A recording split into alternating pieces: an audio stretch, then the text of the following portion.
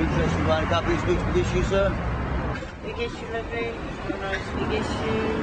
Homelessness is an issue affecting many up and down the country. Here in the south, statistics say that last year there were 669 people sleeping rough. Soup kitchens have been apparent in several cities, providing food, conversation and sleeping bags in an earnest attempt to help these vulnerable people. Now, controversial proposals have emerged in London's Westminster to implement a bylaw which makes not only sleeping rough there illegal, but the soup kitchens as well. Daniel Astaire is a member of the Conservative Westminster Council who believes his plans should be put into place. Well, the problem is that there are too many people here at night who are coming for the soup runs, and the soup runs, we think, do not best serve the needs of really vulnerable homeless people out here in the cold and the wet. They don't get sustained. In the 21st century, there is no reason for anyone to be living rough on the streets of Westminster, but soup runs merely encourage that. So do these services really encourage people to maintain a life on the streets? The H2O Centre in Southampton doesn't think so. Soup runs kind of have a bad press at the moment. It's very much seen as they seem to be sustaining people on the streets rather than actually helping people. It's not a short process to get someone off the street. Giving someone some food is actually that gateway to talking to them and to helping them. It's not all about the food, it's not all about the soup, it's about that chance to actually talk to someone and ask them a question or just see how they're doing and see what other help you can provide. Matt Smith is the manager of the Salvation Army-run H2O Centre, which provides food and shelter in the daytime as well as support.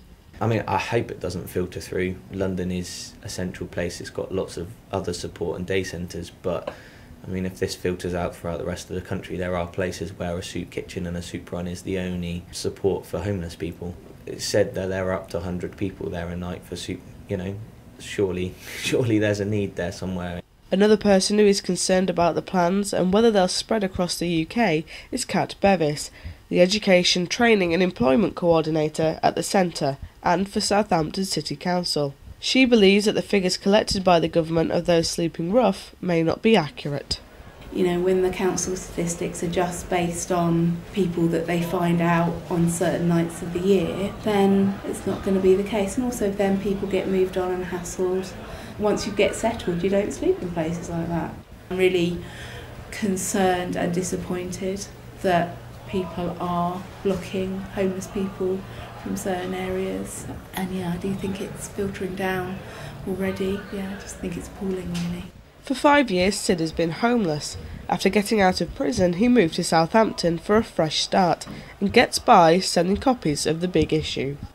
I think it's terrible. I think it's always that not on my back door syndrome, isn't it?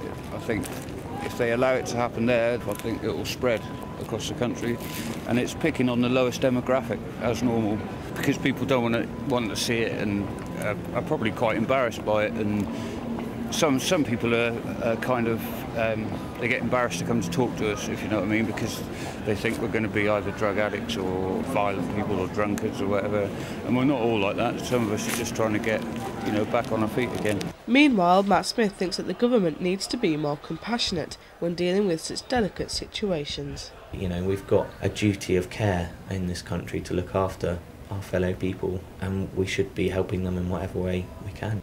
This is Tasha Pert for Solent News.